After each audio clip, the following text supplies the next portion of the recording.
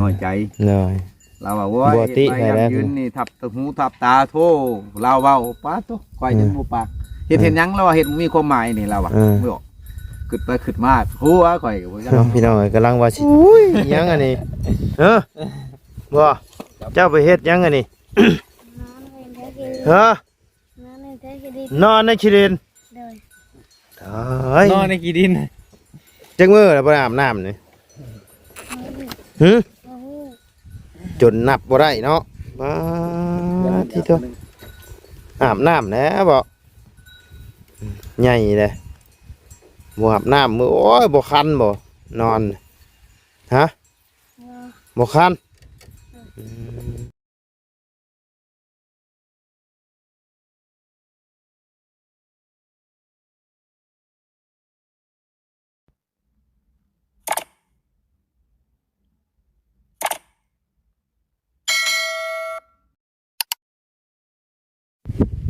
เนาะพี่น้องเลยตัดคลิปตัดภาพมาตอนนี้ก็อยู่พี่เด้อเนาะพี่น้องเลยในรอบ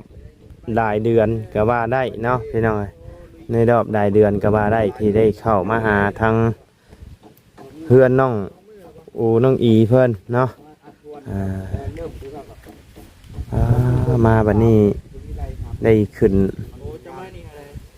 โค้งมงแล้วมามงขึ้นโค้งไม่ชื่อว่านี่พระชาบ่ได้มีมุ้งเนาะโอเคใช่เนาะพี่น้องเอาก่อนอื่นก็กลับทักทายสบายดีเด้อเนาะพ่อแม่พี่น้อง FC เบิร์ดทุกคู่ทุกคนเนาะบ่ว่าอยู่ในและต่างประเทศก็ยินดีต้อนรับเข้าสู่ช่องมาไล่คือเก่าพี่น้องระดับนะรับ 20,000 ปลายเนาะสบายดีเด้อเนาะก็เป็นที่ว่า8 แผ่นบ่พ่อเงาคือประจำของพ่อแล้วเงามีแต่6 เมตรเช้าโตหลังใหญ่ตัวหน่อย3 เมตร 70แดดเนาะป้ากระโต้นเอาหรือยังจะถือแน่พระเจ้าเลยป้ากระโต้นเลยอย่างมาไปเอาสมมะม่วงครับมื้อนี้ไปเอาสมมะม่วงอยากว่าอาทิตย์หนึ่งแล้วเนาะอาทิตย์หนึ่งฮ้อนนอนใส่เจ้านอนใส่บ่ได้นอนเที่ยวแต่เก่าเที่ยวบ่โอ้เที่ยวบ่ยากแน่ก็เลยนั่นมื้อวานมื้อซื่นบ่เพิ่นก็แต่เก่าว่ายังนอนเนาะมันก็บ่หลายเบียดหั่นนะก็หมู่มาเฮ็ดนำกันหมู่ก็เที่ยวตัวเพิ่นนอนมันจำเป็นก็เที่ยวนำกันแหละได้กันมุงน้ำมันนี่แหละไปกินเที่ยวไปเที่ยวมาก็ลำบากไงว่ามื้อนี้ใช้แล้วคือสิบ่แล้วยังนั่นเด้ไปปลาลมเด้ใส่เป็นลมบ่ลมก็ใส่ไว้แล้ว3 ด้านใส่ฟังนั่นบ่ใส่ฟันไหลมาทีเลยกับนี้เนาะส่วนนี้ใส่ปะไว้ฟังนึงเนาะปะไว้ข้างนึงเอาไหลมุงมาเลยทางกันตัดเขียนใช้มันสบายคือว่าอันนั้นเบิ่งเห็นในคลิปเบาแก้วเนาะก็เห็นไปเอาลูกบ่พ่อไปถามเมียมาจากใดเดินกะเว้ากันข้างในแล้วก็เลยว่าผู้คอตะแคนตะกะเว้าเพิ่นเฮ็ดใบบันทึกทางนายบ้านเฮ็ดยังยืนเลยให้ผู้สร้างเอาไปเลี้ยงแต่ว่าเพิ่นว่าจะให้ขอความช่วยเหลือแต่ว่ายันว่าผู้ใหญ่ใจดีบ่ที่ว่าช่วยเพิ่น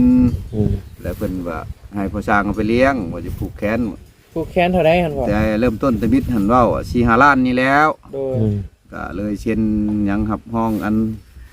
กะลายอยู่กันจะตั้งอยู่เพิ่นทางนายบ้านมีแต่ว่าเพิ่นอยากให้ชื่อดินผู้เขื่อนผู้ชานอยากให้แบบว่าFCช่วยหั่นนะความหมายหั่นนะที่ไปประเภทนั้นแล้วพอสร้างแล้วมีแต่ว่าสิเอามาเลี้ยงก็อยากได้ซ้ำว่าสิซื้อดินเฮ็ดเรือนเฮ็ดชานให้มันบ่มีกันว่าเฮาพอจะได้มัดแขนเพิ่นอยู่ซื้อว่าตกลงคงใจก็ว่าเพิ่นอยากได้เท่าไรหั่นพ่อบัดนี้แล้วบัดได้คลอดลูกออกมาเลยก็เลยลงกันกับเจ้าของลูกน้อยและแม่หั่นแหละคือนางเฮินเลยเว้าว่ามื้อนึงสิมามัดแขนมื้อนึงบ่บ่สร้างก็ว่าตกลงปรงใจกับครอบครัวคักแน่เลยก็เลยว่าซื้อเอานมเอาห้องอาหารไปให้เพิ่นบำรุงหั่นแหละก็เที่ยวไปจอบอยู่ช่วงนึงก็เพิ่นว่าให้ไปหานายบ้าน โดย แต่นั่นคือข้าวไผอยู่บ่ทันได้ออกแต่ไผแล้วก็โทรมาลมเพิ่นเลยลมของทำในบ้านโทรมาว่าเป็นไดไปหาแล้วบ่ลูกชายได้ลูกแล้วได้ก็ไปหาไปจอบอยู่ข่อยก็เลยว่าในนั้นเพิ่นก็ไปล้มกันว่ามื้อหนึงก็ตกลงปรงใจวันนี้กลับไปหาในบ้านโทรมาเพิ่นว่าจะได้20,000เดี๋ยว เป็นยังไง เพิ่นอยากได้20,000 บาท แม่นได้20,000ไปผูกแขนเอาลูกบ่สร้างก็บ่จักแนวเว้าแล้วก็อยู่เมียก็หายแล้ว ลงนึกน้องนี่แหล้วเมื่อวานนี่บ่เฮ็ดหยังหงองลังแงงอยู่แล้วทั้งให้ทั้งเว้า ให้บ่ แล้วมาปีแล้วเพิ่น ให้บ่ ลบไปลบมานำหมู่นี่ส่วนผู้นี้เพิ่นบ่ไปของไปส่ง อยากได้เราอยากได้เนาะ ตัวไปพร้อมพลายครั อั บ นเราคาดหวังว่าสิได้แล้วเราบ่ได้แล้วโอ้เสียใจเลยนะ แล้วก็เลยว่า ผิดหวังเลย แม่นผิดหวังอยู่ไสพอสั่งไกลบ่ ไปนี่แหละมาเบิ่งก็คลิปเบาแก้วไปหยังก็บ่จักเบิ่งหายฮอดผัวอีก โว้เมื่อวานนี่ข่อยก็บ่จักแนวว่าหัวแล้วจะข่อยได้ถามช่างซุ่มนี่ก็โว้ยเราก็ล้นข่อยจะเว้าแต่กล่าวว่าผัวตัวเพราะว่าเพิ่นให้มัดแขน 20,000ได้เคยโอ้ยเราว่าเว้ากัน10,000เลยไปช่างแบบนั่นแท้เราอ่ะไปเดี๋ยวนี้ว่ะทุกข่อยก็จนบ่ได้เฮ็ดเวียกรอบแรงเลยพากันไปถามเจ้าของแล้วเบิ่งดูว่ะไปถามเจ้าของผู้หรือลูกหันคือนางเธอว่าในบ้านเพิ่นให้มัดแขนหัน 20,000ว่ะคำบอกนั่นก็ แต่ก่อนเขาเว้ากัน10,000นึงแม่นบ่ บ่แต่เว้ากันเริ่มต้นเฮ็ดบทบันทึก 4-5 ล้าน เพราะว่าสิผูก แล้วบัดนี้ละ 4-5 ล้าน 11,000 บัดนี้ละ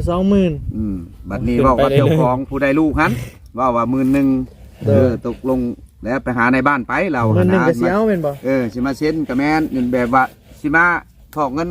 กับในบ้านนั่นแหละวันนั้นไปหาในบ้านมาเพิ่นว่า 20,000 20,000แล้วก็เลยว่าอยู่โจ้เลยพอสร้างบ่มีเงินแล้วบ่ จำเป็นเลยเนาะพ่อเนาะ ยาว่าเราว่ายาแล้วเฮ็ดเฮือนเฮ็ดชาติ เนาะสุดท้ายแล้วได้บัดนี้ ก็มีแต่สั่ง ตัดสินใจ ก็ตัดสินใจก็แม่นแล้วก็เราก็ว่าโจเราว่าเช่าแล้วเราว่าความบ่มีเงินมีคำแล้วสำนั่นก็ดี ถ้าว่ามี 20,000ไปให้เพิ่นนี่ได้เห็นบ่ มีมื้อใดก็สิได้ ไปเอาเลยเห็นบ่ แล้ว อันลูกก็สมบูรณ์ทุกอย่างดีบ่ แม่นโอ้ขี้ได้กระตูขาวจุดดอยู่ว่าขอโทษ ขาวเลย หน้ทางดังคม อุ้ย ลักษณะนี่ว่าคันเฮามาเลี้ยงมาเบิ่งนี่แยบเดียวกับ ผู้หญิงหรือผู้ชาย ผู้ชาย ผู้ชายเนาะ คือสิใหญ่เฮ็ดก็ย่อยเบิ่งลักษณะหน้าตาก็ อยากได้เนาะ ก็ผู้สร้างก็บ่ตีแล้วเราก็บ่แม่นแต่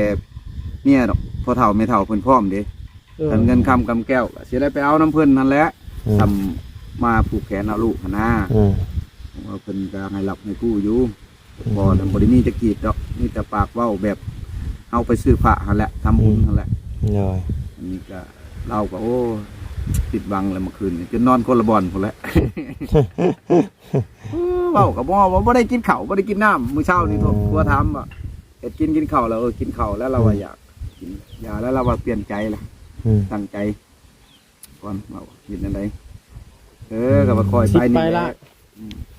ประมาณมาเบิ่งแล้ว จักล้าน13ประมาณ13ล้าน 2แล้ว11,000 12ล้าน13ล้านนี่แหละ ปลายเลยดิ7 6 ประมาณนี้แหละเนาะ ประมาณ13 13ล้าน ตีไป13ล้านประมาณนี้ ไปผูกแขนกัน13 ล้านแล้วเจ้ามาเลี้ยงอีกบาท โอ้บ่ง่ายบ่ซ่าบ่ง่ายได้การที่ว่าเฮาจะเลี้ยงเด็กน้อยคนหนึ่งเพื่อให้มันใหญ่มาเพื่อฮอด9 ปี10 ปี3สายพานยังบ่ได้วิทย์ได้น่ะ10 ปลายปีจึงว่าพอเอาตัวรอดแน่ มัน มาอยู่เรือนอยู่ชานนำพอมีผู้ฝากผู้ว่าเรียกสวยงานเพิ่นก็ว่า พอมีผู้ อยู่ เว้า ผู้เดียว ผู้ แบบ หยอก นี้แหละ เนาะ อยู่กับขอโทษนำกับมา3-4โตนั่นแหละเสียงแซวอยู่หั่นล่ะขึ้นนี่สิแมวนอนอยู่หั่นแหละกลัวมานอนถ่ายอยู่ตูบน้อยอยู่พุ่นก็บ่เห็นแล้วมาแจ้งมันเอาเห็นแล้วนอนมีโคโลคักโคตรเลย นอนอยู่ห่มไม่บกนะ บอกบ่ได้ย่านบ่ได้หาน อยากได้ลูกเนาะ เสียใจได้อเนาะ เอ้ยมาเอาเที่ยวนี่ มาเห็น ใหญ่ แล้ว บ่เลย หาคนนี่ ไม่ ว่าบ่สร้าง บ่เฮา นี่ได้เพิ่นบ่ให้ว่านี่ บ่เฮาแบบ บ่ตีกันเพิ่น บ่อันนี้คือเว้าสำหรับส่วนตัวว่าไรนะเอาไปเพิ่นก็ใหญ่แหละหั่นนะ เฮาก็บ่เจ็บใจอีก แม่น ก็บ่ก็บ่คัก เอา นะ ไป เอาแบบ มัน แดงๆคืออยู่เนาะแบบนี้ แม่น ก็คือสายสายฟ้ามากับแม่นอยู่กับฮักแพงอยู่แต่ว่าก็เพิ่นใหญ่มาเพิ่นก็อาจจะบ่อยู่นำเฮานะ หนึ่งมากกะวันนี้พ่อแม่เพิ่นก็มีการพัวพันแท้จริง เนาะ ลูกก็สิอยู่ดำเนินการเฮาสิวางจิตวางใจไว้ที่ว่าอันใดอันหนึ่งที่ฝากฝังไปนำลูกที่ว่าสอนให้เป็นลูกบุญธรรมเฮาแท้นี่ก็เป็นไปบ่ได้เพราะว่าพ่อแม่เพิ่นจะติดตามอยู่ แม่น แต่ก็โทรมาเมื่อเช้ามื้อแรกนี่ อืม ลูกก็พยายามอยู่เราก็บ่อยากล้มน้ำได้แม่ก็บ่แม่นว่าเว้าความจริงเราได้นี่แต่เราก็ให้อยู่โทรมานั่นเดี๋ยวเราก็บ่รับโทรศัพท์สายผ้าก็สิมีแนวคิดอันใดอันหนึ่งนั่นแหละ อืม น้อยใจน้ำลูกอยู่ อืม ว่าจะอยู่น้ำแม่ผู้นี้เลยก็ผู้นี้ก็จมหาลูกชายอยู่แล้วบ่ได้ลูกคนนั้นเมื่อเงินก็บ่มีมื้อเช้านี่พอให้เงิน20,000ปันกันมาปล่อยก็เอา50พอใช้น้ำมัน อืม แล้วจังหวะเที่ยวไปเที่ยวมาเกี่ยวเฮ็ดเวียกให้มันแล้วเฮ็ดเกินเจ้าแน่ เนาะ ครับ อันนี้มีแต่ใส่ปันลมเลยก็แล้วเห็นบ่ แม่นใส่บ่ลมมันก็เบิ่ง ไก่เด้นี่มือ ไก่ แล้วจะแล้ว ว่าให้อัดทวนนี่แหละ บ่แล้วมื้อนี้ก็มื้อ มาช่างมาจากคนนี่ สร้าง2คนแต่ว่าผู้นี้มาช่วยมันเขาพอน้องกิ๊กเด้ อ๋อ พอน้องกิ๊กบ่อยู่มาตังพอน้องกิ๊กหัน อ๋อเอาพ่อน้องกิ๊กมาซอยน้ำบ่ เออ มันสิยากนำมัน แม่น บ่มีไฟฟ้าแล้วเนาะ แม่น มาใส่เรือมือ ใส่ชุดกันว่าอัดทวนนี่กับมุ้งนี่ค่อยเอามุ้งดีกว่า มัน มุงดีกว่าเห็นบ่ แม่นยากอันนี้ยังไข่นี่เฮายังบ่ทันได้มุ้งถ้าเฮามุ้งแล้วใส่ทวนเฮาเห็น มันบ่มีไฟฟ้านี่ก็แบบเฮาสิสามารถเฮ็ดให้มันแล้วเบิดหลังบ่ได้บ่ ได้ก็ลำบากเอาเล็กตัดนั่นแหละตัดในนี่แล้วนี่จอดๆเจ็ดๆอยู่นี่ บ่ง่ายเนาะ แม่น บ่ง่าย บ่มีไฟฟ้าเด้ แม่น ต้องซื้อเครื่องปั่นไฟเด้อประชางเด้อ เออ หิวไปนำเนาะ มันบ่ได้เป็นอาชีพคู่มือนี่คันว่ามีงานนอกตลอดก็จำเป็นแหละ โอ้ยได้นี้ ฮะ นะ รายนี้เรามาเทอละชิ้นนั่นมีแต่ อ๋อเฮือนที่เพิ่นอยู่เพิ่นไล่แล้วออกแล้ เรา วบ่ ไล่ออกไปแล้ว แต่ว่าเราพยายามเก็บใหม่เก็บตอกเราออกไล่ไฟก็ดีมีแต่เราชี เออ อันนั้นน่ะมั่งกับลูกเราเลย เออ สิไปปลุกไปตอบชำนี้เรา เราสิไปอยู่ใช้บัดนี้ใช่ บอนดินนั่นเขาขายเพิ่นอยากได้เงินมัน20,000น่ะบ่ได้เฮ็ดหยังเพราะเราอยากซื้อดิน เอ ขอ อ อยู่ทอกเทอละ5,000 10,000ก็ยาเราว่าจะขอผูกแขนลูกหันขอได้มาซื้อดินบนอยู่ครับซื้อๆดอกบ่แม่นว่าอันนั้นอันนี้ดอก เออ ดินน่ะเพิ่นจะขายนะ50,000 เนาะ ไปถอกเขาดำ10,000 20,000นี้ยังบ่ได้ อืม ทั้งในบ้านทั้งเล่าเองนั่นแหละเว้าตรงๆแหละเพิ่นว่า โอ้คัน เพิ่นอยู่ คันเฮ็ดนั่นคันมี20,000นี่ขอถอกแล้วเราสิเอาใช้มาถอก อืม มีแต่ว่าขอแบ่งในจำนวน 20,000ครับสมมุติว่ามีเนาะ แน่ สมมุติว่ามีแต่ขอแบ่งในจำนวน 20,000หันได้สำไรก็เอา แน่น มันสิสำบายกว่านะ แต่ว่า อ่า ย่น แต่เจ้า ได้บ้านเพิ่น เออ ขอให้เลย อืม อยากได้ชำนั่นแหละเท่าได้เท่ามีจักปีใดก็ เออ บ่จักน้ำเพิ่นอันน่ะเฮาพังเพิ่นเว้านี่เพราะว่า เออ นางเฮือนี่10นาทีแล้วแม่นอยู่ในบ้าน โอ้ ในบ้านควบคุม โด ตัวย ถามว่าสมโนครัวตัวเลขมีเบิด โดย ตั้งแต่ว่าบ่มีดินบ่มีนะหั่นนะ โดย กับอยู่ในโรงเรียนนี่มันหลายแหละบัดนี้ อืม มันหลายแหละเสียงมหาชนมันยังการจัดตั้งผู้นาจูระหน่วยมันโมเมนต์ผู้เดียวแล้วบัดนี้เลย อืม เราอายุฮอดกำหนด4-5 ปียังบ่ไปบ่มาเลยเขาไล่ออกไป อืม เจ้าของว่าออ มั ก น ไป ยังบ่มีหยังคืบหน้าเนาะ แม่นบ่มีหยังคืบหน้าเลยสิอยู่น้ำไห้หน้าเขา อืม เห็นไหมก็ออกมาทางข้างเบิ่งโรงเรียนนี่แล้วว่าของ อื นั้น ม ไอ้บ้านก็โทรมาช่วงหนึงแล้วเมื่อวานเลยเพิ่นก็โทรมาบอกมาล้มอีกก็เลยว่าบ่ได้บ่F2 F4ก็ตอนนั้นน่ะอยากได้ให้เพิ่นนั่นพอได้ทอกค่าดินแหน่ดินราคาเพิ่นก็บอกดอกว่า50,000 เนาะ สิถอกจัก20,000ก้อนสมซ้ำเพิ่นหาได้จักปีใดแต่ เนาะ ว่าพอได้ยังยืนเฮ็ดใบหยังอยู่ในอันนั้นหั่นแหละ โดย พอได้ออกบนใบตะดินบ่หรืออะไร อืม เฮาก็บ่ฮู้จักนํเพิ่น โดย แต่ว่าพอสร้างนี่ก็ล้มบ่อพื้นแล้วเพิ่นจังได้ 20,000แล้วพอสร้างก็โยกเลยจังบ่ได้เว้าหยังต่อ อืม กับเมื่อวานนี่ก็ไปมัดแขนทั้งแม่ทั้งลูกก็บ่ได้หลายแล้วพอสร้างก็ โดย จำว่าผู้ละ5,000กีบก็แม่น โดย ของกับแม่ก็ซื้อนมแหน่ซื้อปองนมเราก็มั่นใจว่าคือสิได้หั่นนะ โดย ซื้อนมผงนมหยัง ซื้อนมซื้อหยังไป ซื้อนมแนมลงบำรุงเขามีมาเป็นชิ้นหั่นแหละ โดย กาเกียมว่าสิเอาเอ้ยน้องมาผูก เป็นอันนี้เลยก็จุ่มมาจักแล้วนอนเบิดมือนอนตากแดดอยู่นี่เมียว่านี่นี่ก็ตั้งตัวยอกจักไห้จักห้องโอ้คอยว่าคักแล้วกันมาตอนนั้นเจ้ามาจังมื้อวานนี่ก็โตสิเว้าพี่ช่าง เมื่อวานนี่บ่มีไฟเข้ามาบ่ บ่มี เออ ค ข่อยก็ทั้งเว้าทั้งหัวกับอีต้นลาวอยู่ จนนะเราอยากได้เด้บุตินะพี่น้อง ยามคืนนี้ก็ยอกมาแล้วอุ้ม เรา มา ตั้งใจไว้เด้แบบเราก็รอมาหลายเดือนเติบไปเด้ แม่น แต่สุดท้ายบัดผิดหวังนะ แม่นมันแบบว่า มันผสมหวัง มันผสมหวังก็เลยน้อยใจ เลย เราว่าโว้ย บ่ติ ไป ให้ ยาม แล้ว ยืนนี่ทับตะหูทับตาโท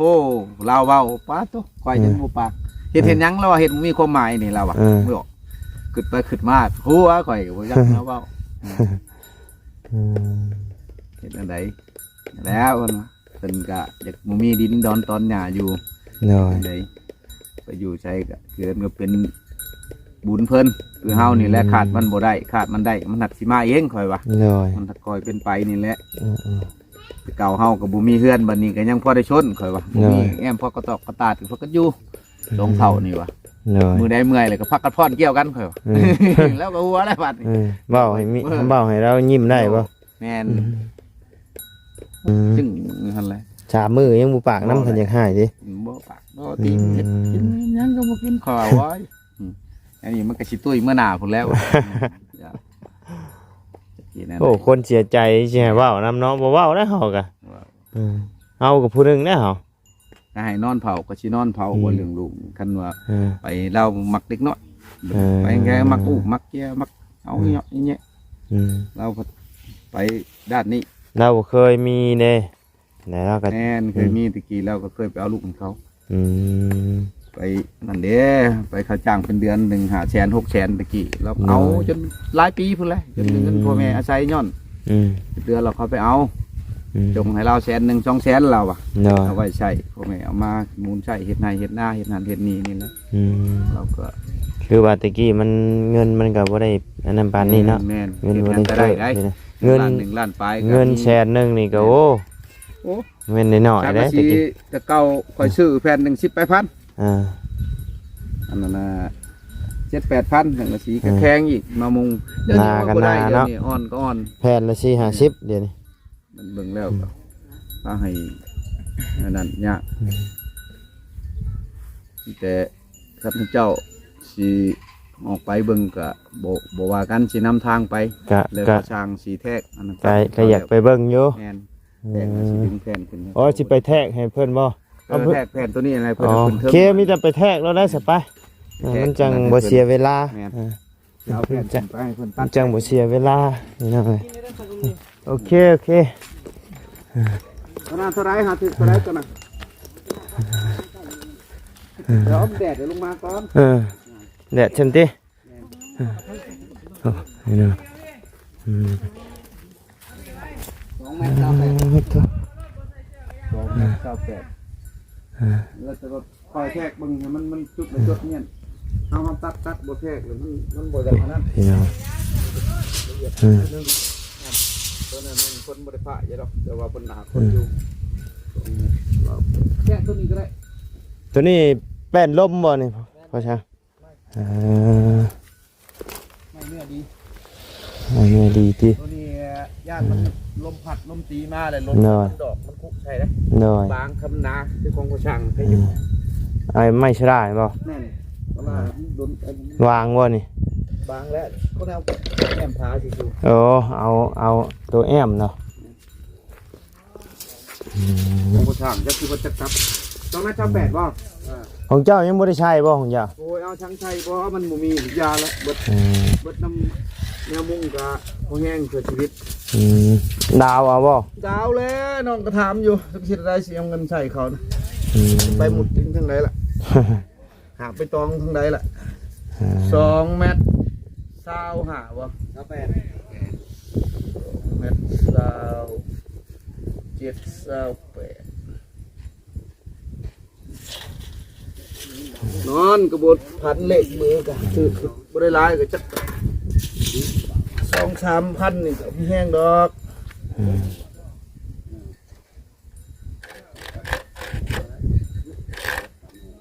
อยากน้ำตัวนี้แล้วเนาะพี่ครับ เนี่ยอันนี้แหละ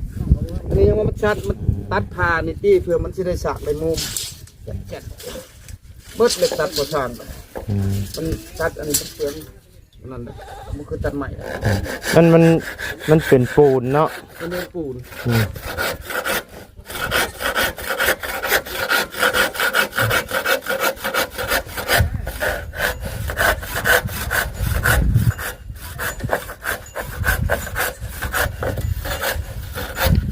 เฮาสากไฟมาตัดกะมันจะทนจะได้เห็นในโทรศัพท์บัตรที่สร้างเอาลิแจ้งบ่ได้แต่ส่วน เอาตัวไอ้ก้อนใหญ่ๆได้เยอะ หัวแบบเฮาสากมาแล้วเฮาซบก้อนไฟใส่นะเห็นอยู่เขาใส่เฮาไม่ได้เคยใส่เลยมีแต่แบบเสียบไฟนี่เสียบไฟต่อตัวนี้บัดนี้เอาขึ้นเทิงพุ่นแล้วบัดนี้ บ่ได้ชื่อM100มาฝากแค่เฮาก็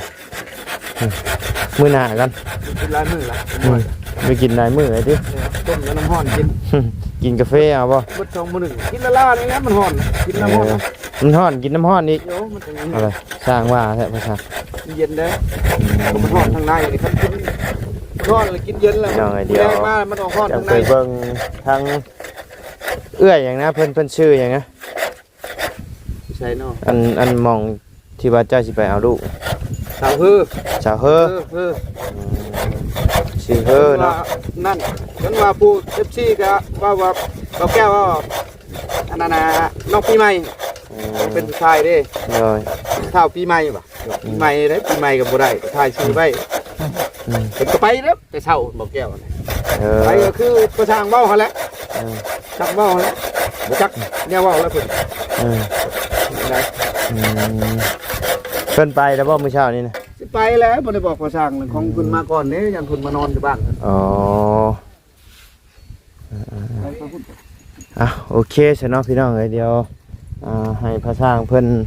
ตัดไม้แทกไม้ให้มันแล้วมันทั่วแล้วก็ให้ทางพระสร้างเพิ่นพาไปเบิ่งก่อนจังหน่อยหนึงพี่น้องไปอัปเดตเบิ่งก่อนเนาะโอเคซะเนาะพ่อแม่พี่น้องสำหรับคลิปนี้ทางบ่ได้ก็สิได้ขอจบคลิปปิดคลิปลงไว้เพียงสำนี้ก่อนเด้อพี่น้องเด้อขอบคุณพ่อแม่พี่น้องFC เบิร์ดจุกูสุคนเนาะที่เข้ามาติดตามนะครับส้มทางซ่องบ่ได้เนาะสำหรับคลิปนี้ลำลาเลยเด้อพี่น้องเด้อสบายดีเด้อเนาะป่ะพี่น้องเนาะพี่น้องกำลังว่าสิจบคลิปเนาะมาเห็นทางน้องบี้เพิ่นเด่นกับน้องๆเพิ่นอยู่เนาะโอ้ยยังอันนี้บ่เจ้าไปเฮ็ดยังอันนี้เฮ้อนอนในขี้ดินนอนในกี่ดิน จังมือแล้วบ่อาบน้ำนี่จนนับบ่ได้เนาะมาที่ตัวอาบน้ำแล้วบ่ใหญ่เลยบ่อาบน้ำมือโอ้ยบ่คันบ่นอนฮะบ่คันเท่านี่แล้วมันเข่ากลับบ่ได้นี่ถูไอ้ขูดเอาปั้นไอ้งัวปั้นคุ้ยได้นี่เดี๋ยวเอาละ เห็นหรอ มันฮ้อนเนาะล่ะเนาะว่าอาบเลยเนาะแม่นบ่ มันคันมันหนาวนี่อาบเนาะ มันหนาวแล้วอาบได้อยู่ คันหนาวนี่อาบบ่ อาบ หนาวให้หมู่อาบติขนาดฮ้อนยังหมู่อาบ โอ้ย สบายดีเด้อสบายดีสบายดีไว้ สบายดีครับ เป็นยังว่ามื้อนี้วะ เป็นได้ไดมื้อนี้ ให้กับเอื้อยบ่อันนี้บ่ทางอันแม่ผู้นี้บ่โอ้สบายดีเด้อเอ้ยเด้อโดยมาตะลนนะบ่กระแลม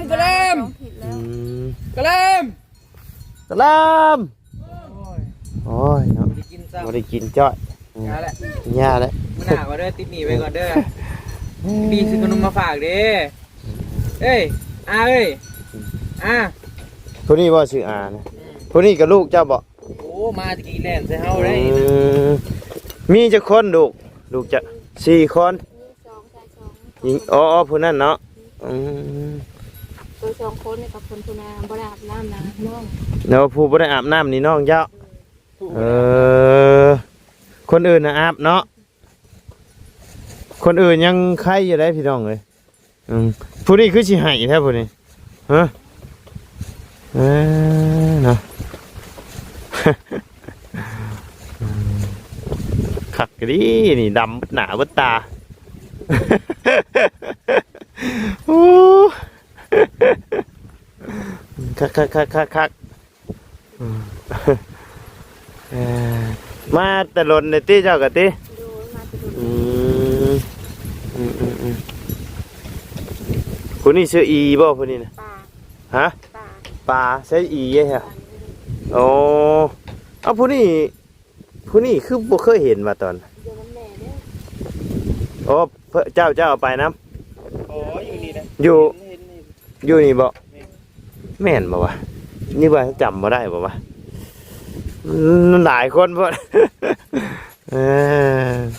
คือว่าแล้วบ่ได้เข้ามาแต่ดนนะพี่น้องเอ้ยลืมบ่ได้ ในรอบหลายเดือนได้นี่พี่น้องเอ้ยเข้ามานี่โอเคซะเนาะพี่น้องเอ้ยพอดีว่ามาเห็นผู้นี้สะดุดหูสะดุดตาแน่หน่อยนึง แกเราบ่ ชำเงาะปลาพี่น้องเอ้ยไอ้คาบไอ้หยังวะด่างกายไอ้หยังวะไอ้เพิ่นเอิ้นไอ้หยังวะเราท่านได้ถอดลูกเงาะเนาะเด็กยังจะออกมานี่ เขา โมโห